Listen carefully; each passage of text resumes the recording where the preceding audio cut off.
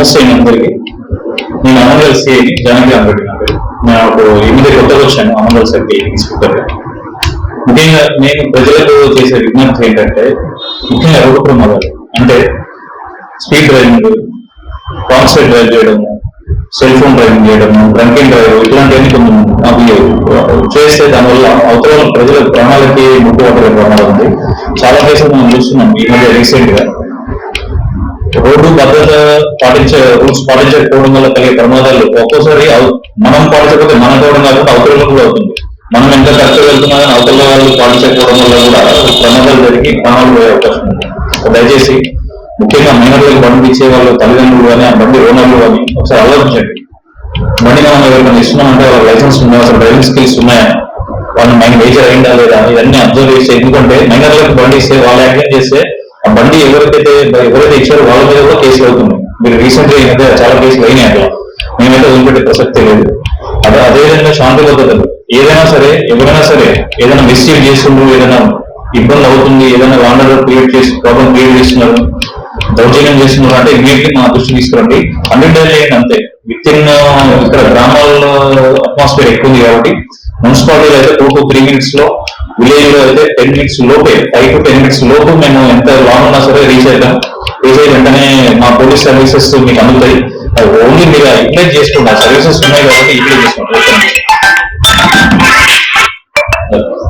So అర్థమైంది. అట్లనే దొంగతనాలు కూడా కొన్ని జరుగుతున్నాయి కాబట్టి కొంచెం మీరు కూడా జాగ్రత్తగా ఉండండి.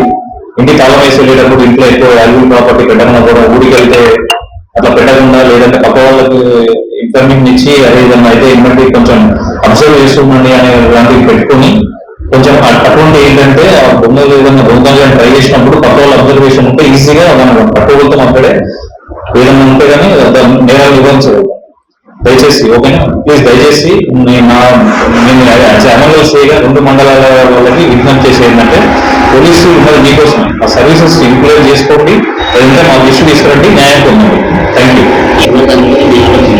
ఈ మధ్య ప్రతి విలేజ్ లో కూడా, అంటే నాట్ ఓన్లీ అమంగల్ సర్కిల్ కాదు, పక్కన తలకొండ తల్లి అమంగల్ కాదు కానీ ఎంటైర్ తెలంగాణ స్టేట్ లో చాలా గ్రామాల్లో విచ్చలవిడిగా జరుగుతుంది. మన గవర్నమెంట్ వచ్చి చాలా తగ్గిపోయింది. కానీ అయినా కానీ మీరు ప్రజలు ఇప్పుడు మీ పిల్లలనే కాన్సన్ట్రేట్ ఫస్ట్ ఇట్లాంటి నేరాలను మనం నిరోధించాలంటే అసలు మన పిల్లలు ఏం చేస్తున్నారు, మన వాళ్ళు ఇప్పుడు డిగ్రీ బీటెక్ పిల్లలు, అట్లాంటి పిల్లలు అసలు ఏం చేస్తున్నారు, ఖాళీ టైం ఏం చేస్తున్నారు, ఎక్కడ పోతున్నారు, ఎటువంటి సమావేశం పడుతున్నారు, వాళ్ళు అసలు ఏం అంటే వాళ్ళు టైంకి తినట్లేదు, లేదా హెల్త్ ఇష్యూస్ వస్తున్నాయంటే ఎందుకు వస్తున్నాయని ఆలోచించండి. చాలా మంది మనకు తల్లిదండ్రులు తెలియకుండా పిల్లలు గంజాయి పడుతున్నారు.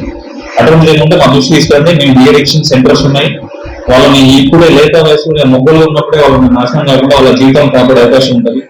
కాబట్టి ఇంకో మీకు చేసే విజ్ఞప్తి ఏంటంటే, ఎవరైనా సరే అమ్ముతున్నారు లేదంటే ఇంకేదైనా తీసుకొచ్చి ఇవ్వ ఫలానా వాళ్ళు ఫలానా గ్యాంగ్ మెయింటైన్ చేసేసి వాళ్ళు గాంజాన్ని సప్లై చేస్తున్నారనే ఇన్ఫర్మేషన్ మీ దాకా వస్తే వెంటనే మా దృష్టి తీసుకుంటే మేము యాక్షన్ తీసుకొని కేసులు చేసేసి లోపల పంపిస్తున్నాం.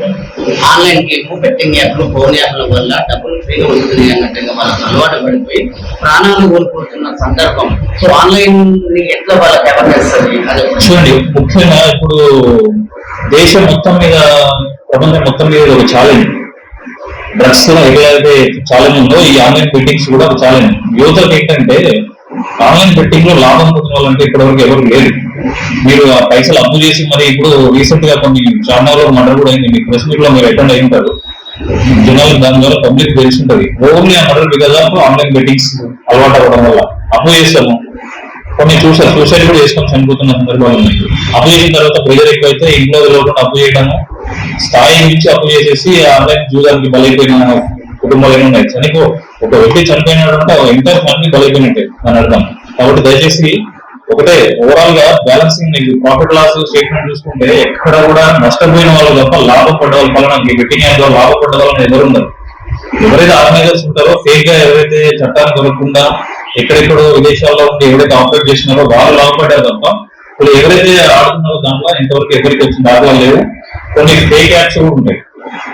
బెట్టింగ్ యాప్ లాగానే అనిపిస్తుంది కానీ అది ఫేక్. మన అకౌంట్ క్రియేట్ చేసుకుంటే అకౌంట్ లో అమౌంట్ ఉన్నట్టు కనిపిస్తుంది కానీ అట్లా విడ్రా చేసుకోవాలి. స్టార్టింగ్ లో అలా వేస్తాడు, ఒక 2 ట్రాన్సాక్షన్స్ విడ్రా లాభం చూపించడం చేసి దాని వల్లలాగా వేసి దాన్ని పూజ చేస్తాడు. చాలా సైబర్ ఫ్రాడ్స్ చాలా జరుగుతున్నాయి. ఎవరైనా సరే అన్నోన్ నెంబర్ నుంచి ఏదైనా వీడియో కాల్ వచ్చిందంటే వెంటనే మీరు లిఫ్ట్ చేసినా కానీ ఆ కెమెరా అనేది మీ వైపు ఉండకుండా చూసుకోండి. ఎందుకంటే అవతల వాళ్ళు వెంటనే స్క్రీన్ షాట్ తీసేసి అవతల న్యూడ్ గా వీడియో కాల్ చేసి మీరు ఫోన్ లిఫ్ట్ చేయగానే వెంటనే అక్కడ న్యూడ్ పర్సన్ కనిపిస్తారు, న్యూడ్ గర్ల్ కానీ లేదంటే అలా కనిపించిన ఆ స్క్రీన్ షాట్ తీసుకొని మళ్ళా దాన్ని పెట్టుకొని బెదిరించి డబ్బులు అవుతున్న నేరాలు కూడా జరుగుతున్నాయి. బ్యాంక్ నుంచి కాల్ చేస్తూ ఉంటారు, ఆర్బీఐ అంటారు, క్రెడిట్ కార్డు అంటారు, క్రెడిట్ అంటారు, చాలా చాలా రకరకాల నేరాలు జరుగుతున్నాయి.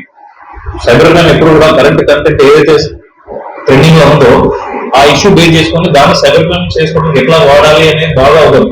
మంచిగా వాళ్ళు ప్రిపేర్ అయ్యి మరీ బలవేస్తున్నారు, జనాలకి అమ్మాయిలు బలైపోతున్నారు. దయచేసి ఇట్లాంటి నేరాలు జరిగే అవకాశం ఉంది కాబట్టి తెలియని వాళ్ళ వాట్సాప్ వీడియో కాల్స్ కి మీరు రెస్పాన్స్ అవసరం లేదు. ఏదన్నా డిజిటల్ అరెస్ట్ లేదంటే మేము పోలీసులను మీరు ఫలానా ఢిల్లీలో మీద కేసు అయింది, ముంబైలో కేసు అయింది, ఎయిర్పోర్ట్ నుంచి ఎయిర్పోర్ట్ లో కేసు అది అని చెప్పినా అవసరం లేదు. మీరు ఏదున్నా సరే తెలియని నెంబర్ నుంచి ఫోన్ వచ్చి ఏదైనా కేసు గురించి మాట్లాడుతూ ఉంటే అది అవునా కాదని చెప్పేసి పోలీస్ స్టేషన్ కి ఫోన్ చేయండి. పోలీస్ స్టేషన్ నెంబర్స్ ఉన్నాయి, లేదంటే 100 ఫోన్ చేయండి, లేదంటే డైరెక్ట్ పోలీస్ స్టేషన్ వచ్చి కూడా మీరు కనుక్కోవచ్చు. ఫలానా నెంబర్స్ కావాల్సి లేదంటే నిజమా కాదా అది మేము నిర్ధారణ చేసుకొని నిజమా కాదా మేము చెప్పేస్తాం. ఈ మధ్యన బెల్ట్ షాపులలో పేద ముక్కలు ఆడుతున్నారు, అక్కడక్కడ మీకు కూడా అవును సార్, మేము మన కేసులు కూడా చేస్తున్నాము. బెల్ట్ షాప్ల మీద వాళ్ళ మీద పదకొండులో గేమింగ్ యాక్ట్ ఇక్కడ కూడా అయింది.